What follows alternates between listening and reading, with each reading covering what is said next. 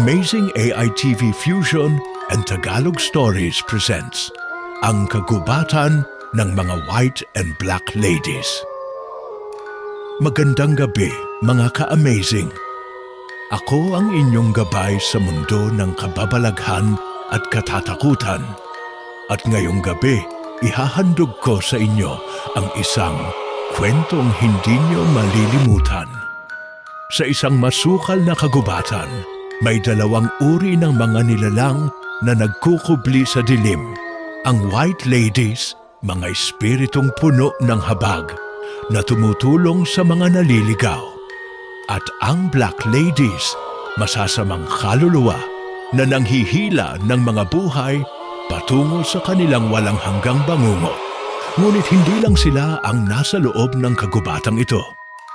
May mas matandang puwersang nagbabantay.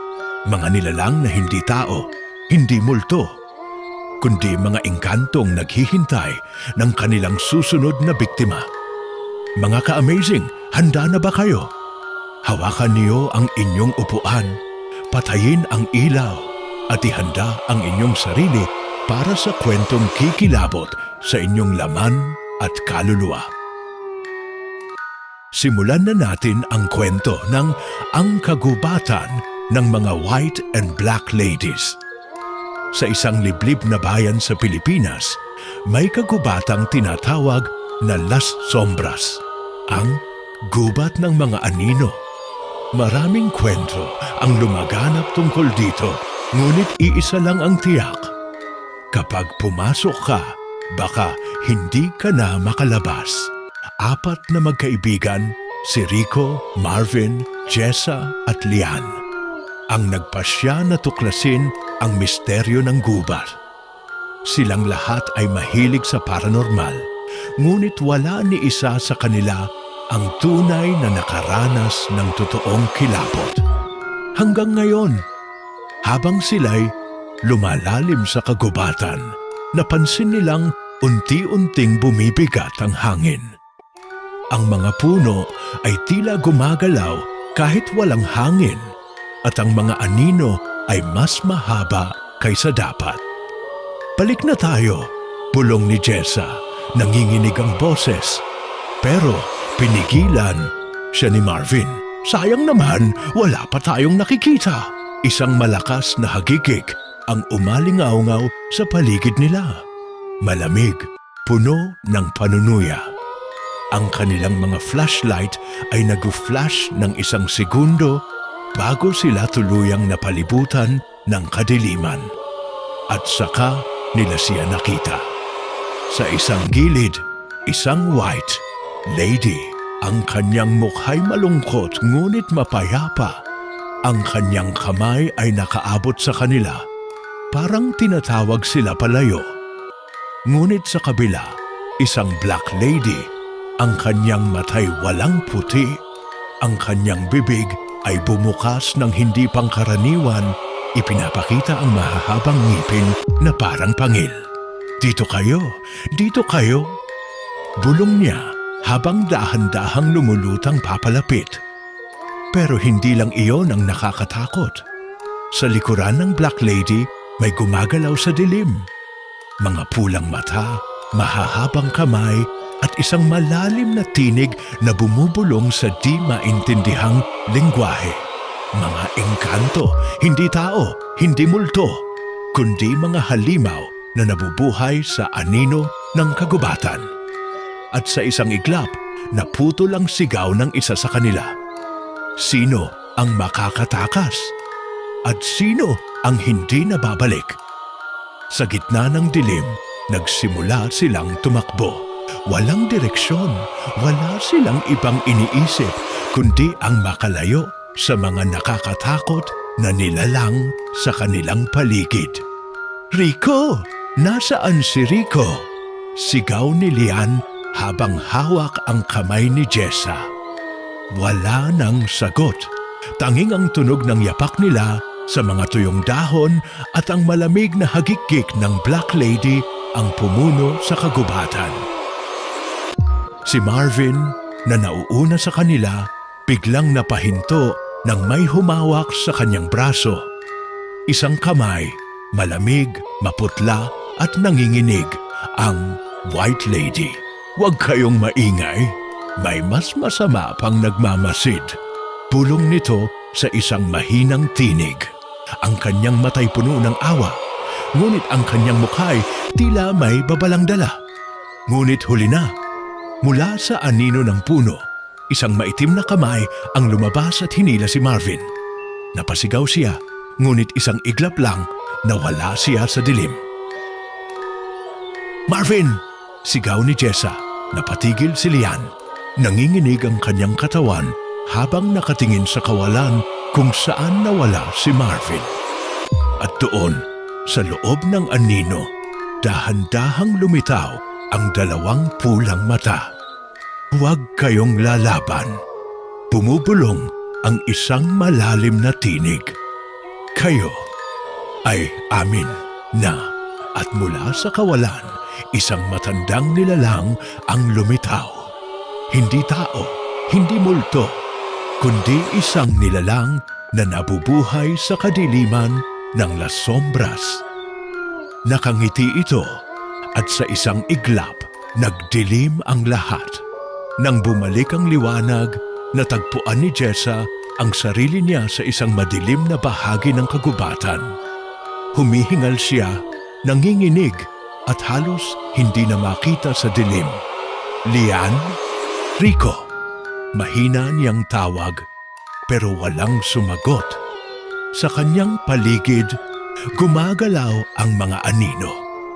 Hindi ito basta-bastang anino ng mga puno. Parang may sariling buhay ang mga ito. Sumasayaw sa paligid niya, dahan-dahang lumalapit. Tumingin siya sa lupa at doon niya nakita ang marka ng kamay ni Marvin sa putik. Isang bakas ng kamay, pero hindi normal. Napapalibutan ito ng mga kakaibang simbolo, mga ukit na hindi niya maintindihan. At mula sa kawalan, narinig niya ang bulong. "Hindi siya makakaalis. Hindi kayo makakaalis." Mula sa likuran niya, isang malamig na kamay ang lumapat sa kanyang balikat. Napasigaw si Jessa at mabilis na tumakbo kahit hindi alam kung saan papunta. Samantala, si Rico, dahan-dahang iminulat ni Rico ang kanyang mga mata. Nasa loob siya ng isang lumang kubo. Sira-sira ang dingding, puno ng alikabok at may kakaibang amoy. Sa sulok ng kubo, may isang matandang babae na nakaupo sa isang duyan, nakatitig sa kanya. "Gising ka na," mahinang sabi nito. Hindi makapagsalita si Rico. Parang nawala ang kanyang boses. Lumapit ang matanda, ang kanyang mukha'y natatakpan ng puting belo. "Isa lang ang paraan para makaalis ka rito, iho," bulong nito. Pero may kapalit. Biglang bumukas ang pinto ng kubo. Sa labas, isang grupo ng mga nilalang na nakaputi ang nakatayo, mga White Ladies. Tahimik silang nakatitig kay Rico. Sa kabilang dako, sa loob ng kadiliman, naroon ang mga Black Ladies, dahan-dahang lumalapit. Sa gitna nila, isang matangkad na nilalang na may pulang mata, hindi multo, hindi tao. "Pumili ka." Tumindig ang balahibo ni Rico. Ano ang ibig sabihin ng matanda? Ano ang tunay na nangyayari sa kagubatan?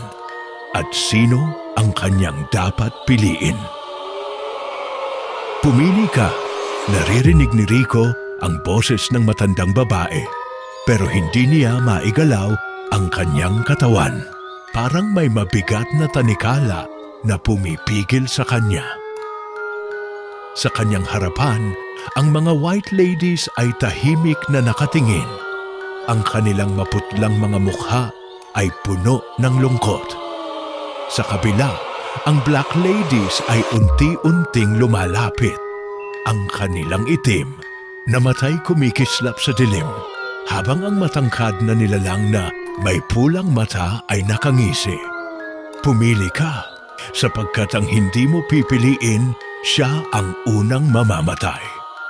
Nanginginig si Rico. Anong ibig mong sabihin? Mahina niyang tanong. Lumapit ang matanda at sa wakas, inalis niya ang puting belo na tumatakip sa kanyang mukha. At doon nakita ni Rico ang isang bagay na hindi niya inasahan. Ang mukha nito ay wala ng balat. Puro itim na uka at butas. Parang natutunaw sa kadiliman. Sa loob ng hukay na dating mata, may gumagalaw. Parang mga maliliit na nilalang na pilit lumalabas. Ang kagubatan ay isang ulam at kayo ang sangkap. Biglang lumamig ang hangin. Mula sa dilim, isang nakakasindak na sigaw ang umalingaw-ngaw. Si Jessa, samantala si Jessa. Patuloy siyang tumatakbo. Halos hindi na niya makita ang dinadaanan, pero hindi siya tumigil. Hindi ako pwedeng mamatay dito, ngunit sa kanyang harapan, sa pagitan ng mga punong bumabaluktot sa sarili nilang anino, biglang lumitaw ang isang nilalang. Isang black lady, pero iba ito. Ang kanyang katawan ay hindi normal. Hindi ito parang lumulutang na espiritu tulad ng iba. Ang katawan niya ay mahaba, parang baluktot na anino.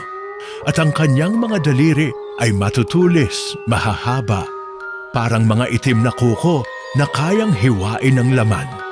Ang kanyang bibig ay bumukas at mula rito hindi boses ang lumabas, kundi isang napakahabang dila na dahan-dahang lumapit kay Jessa. Isa ka na sa amin. Hindi. Napaatras si Jessa pero may humawak sa kanyang paa. Nang tumingin siya, nakita niya ang isang kamay na lumalabas mula sa lupa. Maraming kamay. Dahan-dahan siyang hinihila pababa. At bago siya tuluyang lumubog sa kadiliman, sa huling segundo ng kanyang buhay, nakita niya sa malayo sina Lian at Marvin. Nakasilip sila sa likod ng puno. Hindi gumagalaw, pero hindi dahil sa takot. Nakatingin sila ng diretso sa kanya. Walang ekspresyon, walang emosyon.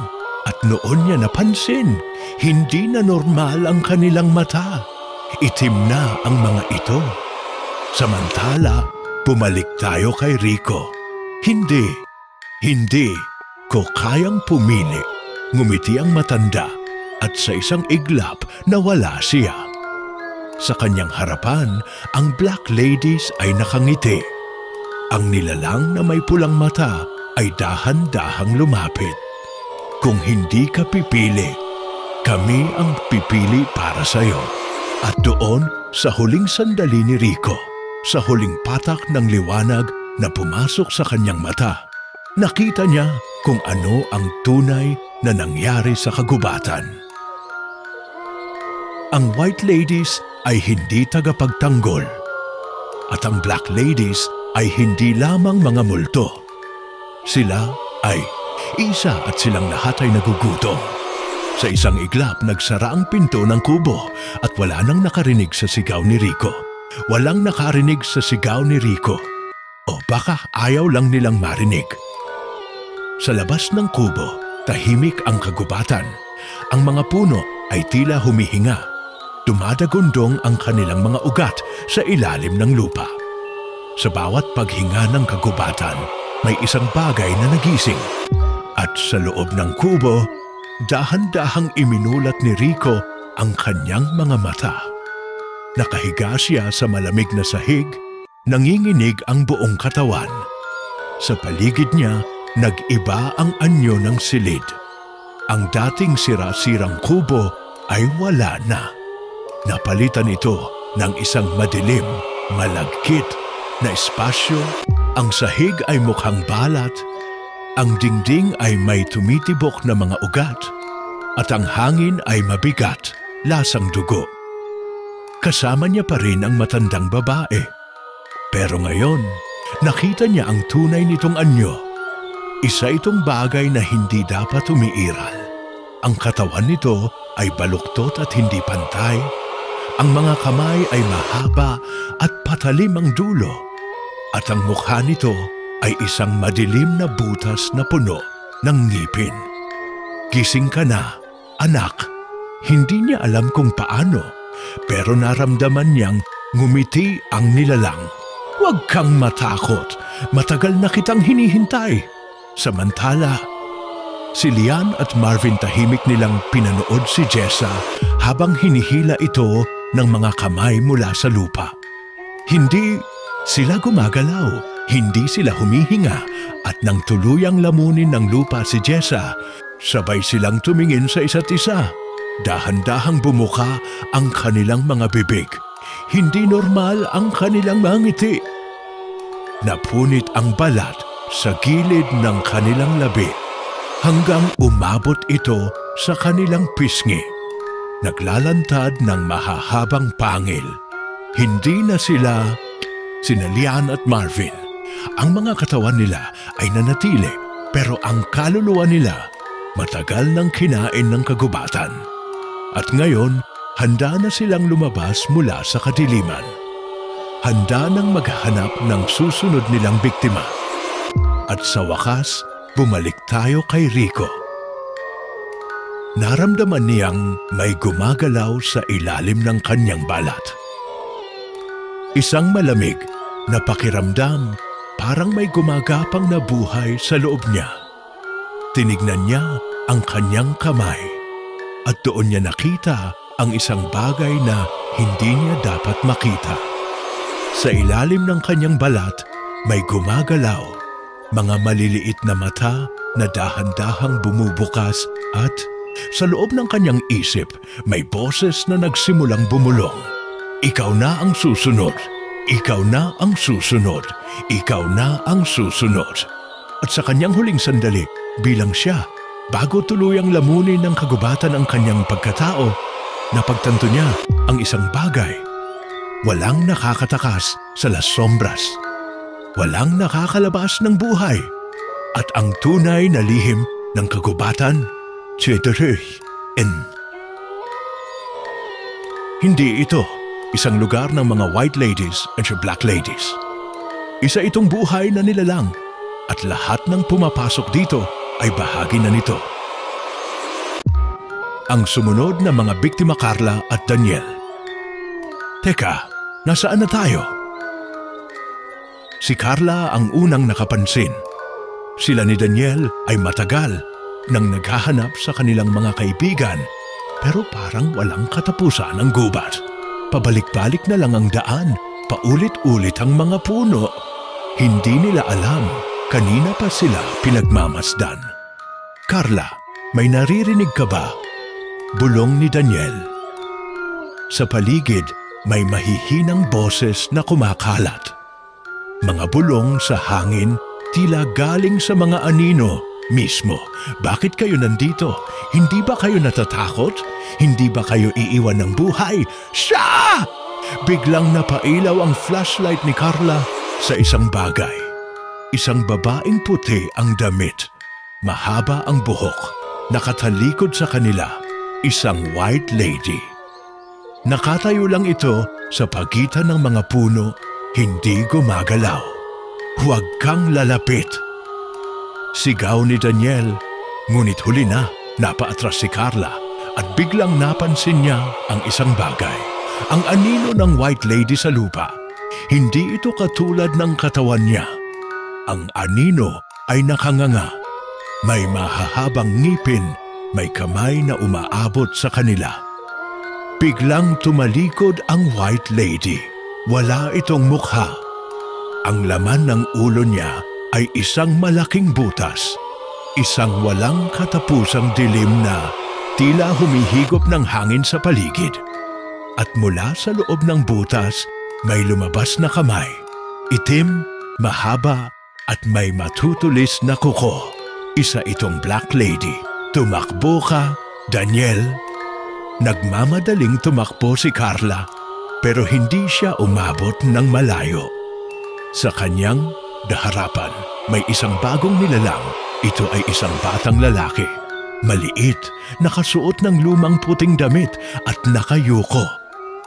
Parang normal lang ito, ngunit nang lumapit si Carla, napansin niyang hindi ito humihinga. At nang hinawakan niya ang bata, nalusaw ang balat nito. Isang malansa, itim na likido ang lumabas mula sa katawan ng bata. Dahan-dahang bumukas ang bibig nito hanggang umabot ito sa pisngi. Isang hindi natural na laki at mula sa loob ng bibig, may lumabas na isang kamay. Isang mahaba, manipis na kamay na parang galing sa ibang mundo. Sa isang iglap, hinablot nito si Carla pababa. Naghuramentado si Daniel sa pagtakbo, pero sa harapan niya, nakatayo ang isang lalaking walang mukha. Mahaba ang katawan, halos kasing tangkad ng puno. Dahan-dahang lumapit ito, kasabay ng isang malalim, nakabibinging bulong. Walang nakakawala sa amin, ang lihim ng Las Sombras. Nagsimula ito noong unang panahon. Bago pa man dumating ang mga Espanyol, may isang pangkat ng mga sinaunang tao na nanirahan sa kagubatan. Sila ang tagapangalaga ng anino, mga nilalang na hindi tao, hindi espiritu, kundi isang bagay na mas matanda, pa kaysa sa mundo mismo hanggang sa may pumasok na mga dayuhan. Sinubukan nilang sunugin ang gubat, alisin ang mga nilalang sa kanilang tahanan. Ngunit sa halip na mamatay, ang kagubatan ay gumising. Ang mga white ladies ay hindi totoong multo. Sila ang mga biktima ng kagubatan. Ang mga black ladies ay hindi masasamang espiritu. Sila ang mga kaluluwang bumaligtad, naging isa sa mga tagapangalaga ng kadiliman. At ang mga nilalang sa loob ng kagubatan, hindi sila buhay pero hindi rin sila patay. Sila ay mga aninong walang hugis, nagugutom, naghahanap ng bagong katawan na kanilang titirhan. At sa bawat pumapasok sa Las Sombras, isa lang ang kanilang tadhana, maging bahagi ng kagubatan siya. Ning 7 ngayon, habang ang gabi ay lumalalim, may 3 bagong grupo ng tao ang papasok sa Las Sombras. Isang grupo ng paranormal vloggers handang i-document ang misteryo ng gubat. Isang matandang albularyo pilit hinahanap ang kanyang nawawalang anak. At isang nawawalang bata gumagala sa madilim na bahagi ng kagubatan, hinihintay ang susunod na maliligaw. Hindi nila alam, matagal na silang hinihintay ng kagubatan. At sa kanilang pagpasok, may bagong aninong mabubuhay. Ang pagpasok ng bagong mga biktima ang paranormal vloggers. Mga kaspuki, handa na ba kayo? Direkta sa kamera, nakangiti si Leo, ang leader ng Spooky Explorers, isang online paranormal vlog na sumikat dahil sa matitinding investigation sa haunted places sa Pilipinas. Kasama niya si Jake, ang cameraman, at si Sandra, ang researcher ng grupo. Kagubatan na puno ng white ladies at black ladies? Sounds like a challenge! Sabik na sabi ni Jake habang inaayos ang night vision ng kanyang camera. Pero seryoso guys, may history talaga tong lugar na to, bulong ni Sandra. May mga nawala rito noon, hindi na sila bumalik. Perfect, sagot ni Leo bago lumapit sa madilim na pasukan ng kagubatan. Pero habang naka-on ang kamera, sa likod nila may nakatingin. Isang babaeng walang mukha, dahan-dahang sumusunod sa kanila. Ang matandang albularyo. Huwag mong sasabihin sa akin na pupunta ka ron, Mang Celso. Mang Celso, isang matandang albularyo na may malalim na pilat sa kanyang mukha ay matagal nang nakakaalam ng lihim ng kagubatan. May hinahanap ako, sagot niya sa lalaking humarang sa kanya. Bakit hindi mo na lang kalimutan? Tanong ng lalaki. Napatigil si Mang Celso. Paano mo kakalimutan ang sarili mong anak? 20 taon na ang nakalipas mula nang mawala si Dario. Ang kanyang panganay na anak sa loob ng Las Sombras.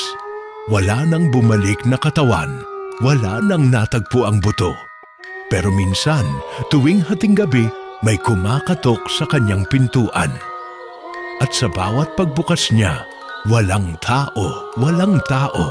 Pero may anino sa kanyang sahig na hindi sa kanya. Buhay pa siya, pulong ni Mang Celso sa sarili. At kung buhay pa siya, babawiin ko siya.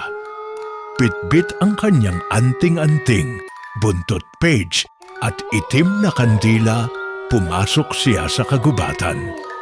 Pero ang hindi niya alam, matagal nang may naghihintay sa kanya. Ang nawawalang batasa, isang gilid ng kagubatan, isang batang babae ang gumagala. 6 na taong gulang, walang sapatos, walang kasamang matanda. Nakasuot siya ng puting damit na may mga mantsa ng lupa. Mahaba ang kanyang buhok, natatakpan ang kalahati ng kanyang mukha. Kuya, mahina niyang bulong sa hangin. Asan ka na? Wala siyang kasama. O mas tama, wala siyang dapat na kasama. Pero sa anino ng mga puno, may mga kamay na dahan-dahang lumalabas. Mga kamay na mahahaba, maninipis, at may matutulis na kuko. Mga kamay na gustong humawak, larong taguan, nugong, bulong ng bata. Ngumiti siya, kita ang kanyang maliliit na ngipin. Gusto kong maglaro. At sa isang iglap, nawala siya pat ang lihim ng Las Sombras, mas madilim pang katotohanan. Ang lahat ng pumasok sa Las Sombras ay may kanya-kanyang dahilan. Pero may isang bagay silang hindi alam. Ang kagubatan mismo ang pumili sa kanila. Hindi ito isang ordinaryong gubat. Itong nilalang, isang nabubuhay na bagay na may sariling isip, sariling kaluluwa at sariling pagkagutom. Kada 5 taon, ang kagubatan ay bumubukas. Inaakit nito ang mga taong may sugat sa kanilang puso, mga nawalan, mga naghahanap, mga hindi tumigil sa paghahanap ng kasagutan. Sila ang perpektong pagkain. Ang White Ladies ay ang mga dating naligaw, mga kaluluwang hindi nakatakas, kaya't pinili nilang maging bahagi ng kagubatan. Ginagamit nila ang awa upang akitin ang mga bago. Ang Black Ladies ay ang mga sumuko, ang mga nilamon ng dilim, at ngayon tagapagbantay ng anino. At ang mga engkanto, sila ang tunay na nilalang ng kagubatan. Hindi sila diwata. Hindi sila lamang lupa. Sila ang dating mga tao na naging isa sa anino. At sa bawat taong pumapasok sa Las Sombras, may bago silang kinukuha. Buhay, kaluluwa, katawan o alaala ang kasunod na trahedya. Sa loob lamang ng isang gabi, mawawala ang spooky explorers. Pero makikita sa kanilang huling video ang isang malaking mata sa kadiliman bago mamatay ang kamera. Makikita si Mang Celso sa isang lumang kubo sa loob ng gubat.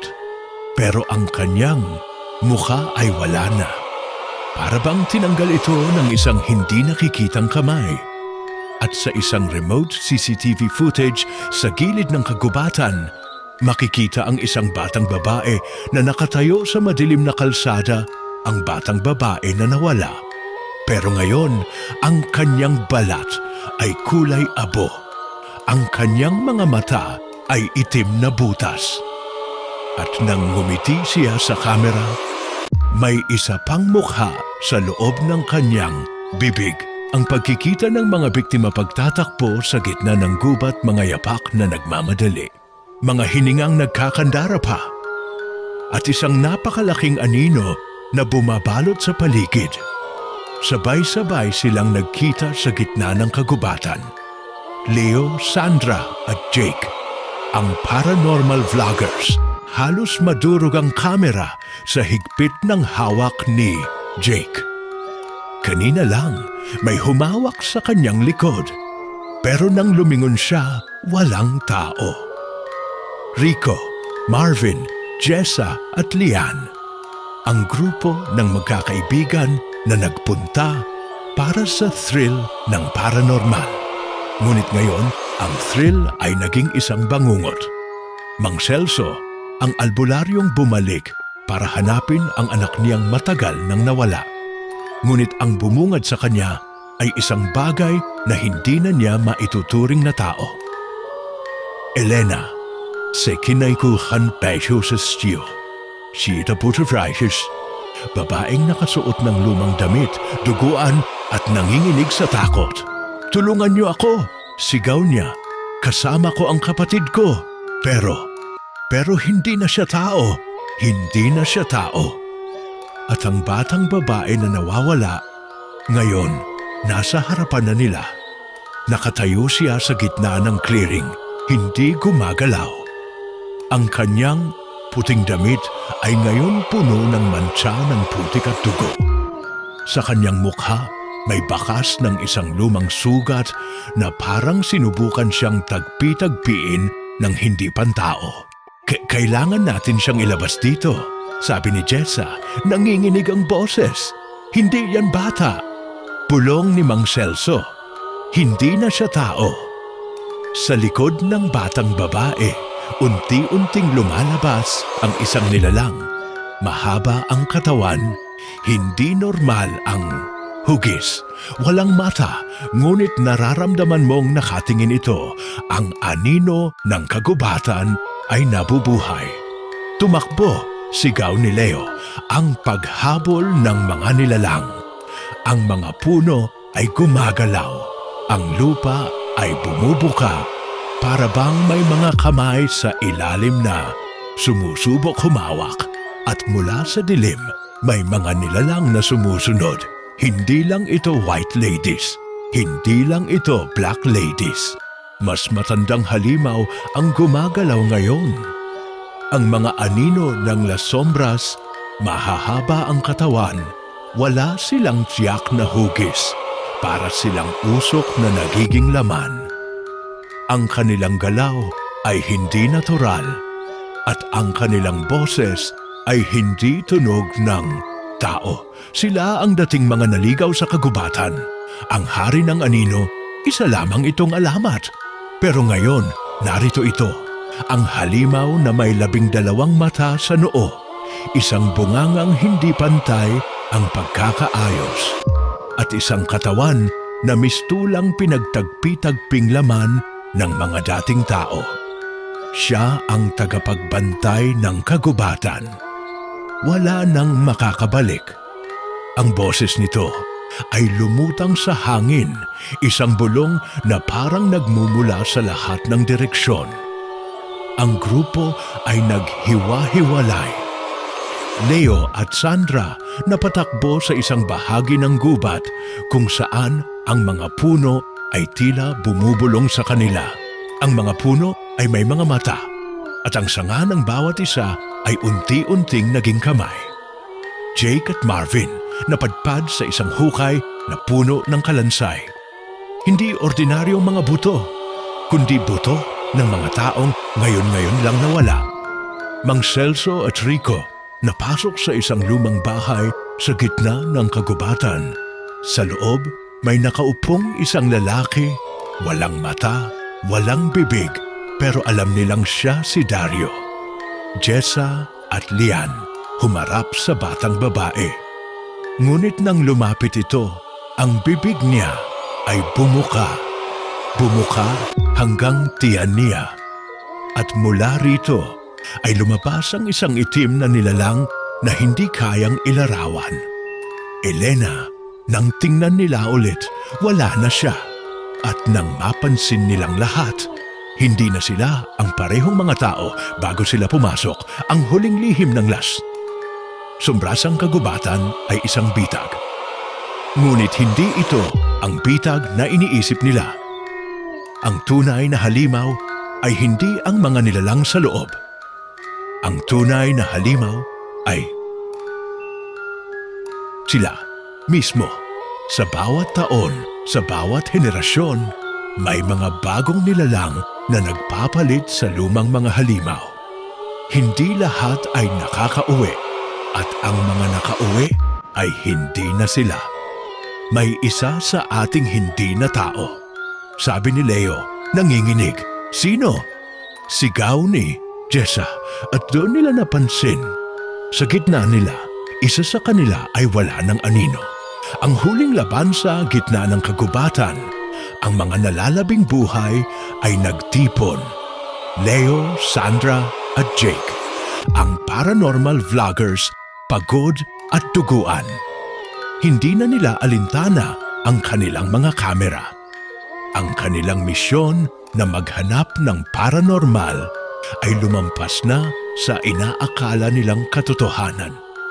Rico, Marvin, Jessa at Lian, magkakaibigang nagpunta sa gubat para sa thrill. Ngunit ngayon ay nasa bingit ng kamatayan. Mang Celso, ang albularyong bumalik para hanapin ang anak niyang nawala noon. Ngunit napagtanto niyang mas matagal na pala itong hindi tao. Elena, ang babaeng duguan, nanginginig sa takot at may hawak na lumang kwintas. At ang pinakamalaking tanong sa kanila, sino sa kanila ang nawalan ng anino, ang tunay na nagkukubli sa kadiliman? Wala nang makakabalik.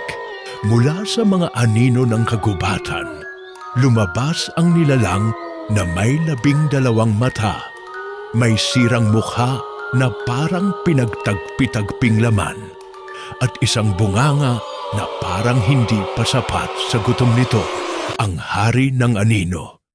Kayo ang susunod. Pulong nito. Sino ang handang manatili? Lumingalinga sila. Sino sa kanila ang isasakripisyo? Teka. Pulong ni Leo. Bakit may isa sa ating walang anino? Lumapit sila sa isa't isa. Sinilip ang lupa. Sinundan ang mga liwanag mula sa buwan. At doon nila napansin. Si Marvin, nakatayo siya, nanginginig. Ngunit hindi gumagalaw ang anino sa ilalim niya. Sa halip, unti-unting gumagapang ito palayo sa kanya, para bang may sariling buhay. Marvin, ano yan? Tanong ni Jessa. Ngunit bago pa siya makasagot, bumangon ang kanyang sariling anino. Lumawak ito, naging usok, naging isang nilalang. At saka nila napagtanto, ang kagubatan ay hindi pumapatay. Ang kagubatan ay kumukopya. At si Marvin ay matagal nang patay. Tumakbo! Dito. Sigaw ni Sandra. Ngunit huli na, ang mga anino ay bumangon.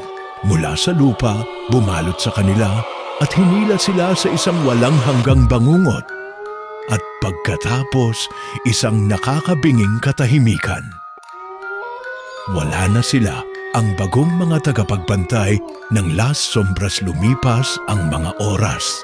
Ang kagubatan ay muling naging tahimik hanggang may marinig na yabag, 2 hikers. Balita ko, may nawala na namang grupo rito, sabi ng isa. Ano naman, alamat lang yan. Wala namang totoo sa kwentong Las Sombras. At sa kanila, narinig ang maliliit na hagikik sa hangin. Ang mga puno ay muling gumalaw. At mula sa dilim, isang boses ang bumulong. Dito kayo, dito kayo. Ngunit sa pagkakataong ito, ang boses ay hindi na pag-aari ng White Ladies, ng Black Ladies o ng Hari ng Anino. Ito ay boses ng isang bagong nilalang, isang bagong tagapagbantay ng kagubatan. At ito ay si Marvin, ang dating biktima. Ngayon ay isa ng anino ng Las Sombras ang katapusan o ang simula. May isa sa atin na hindi na tao. Kung may isa sa atin na hindi na makakaalis at may isa sa atin na susunod na magiging biktima. Muli, ang kagubatan ay maghihintay.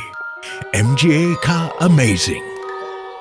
Kung nagustuhan ninyo ang kwento, huwag kalimutang mag-like, share, comment at subscribe sa Amazing AI TV Fusion and Tagalog Stories.